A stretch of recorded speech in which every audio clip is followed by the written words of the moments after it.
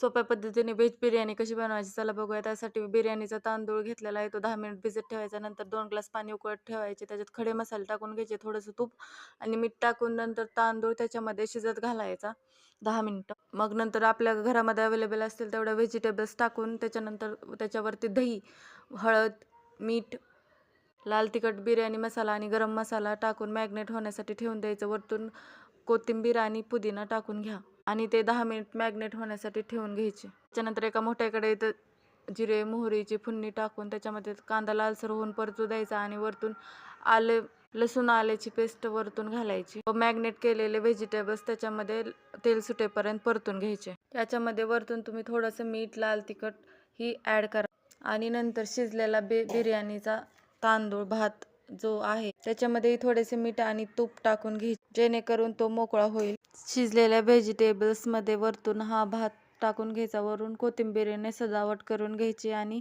10 minute वाफलू दे. तयार आहे आपली व्हेज बिर्याणी.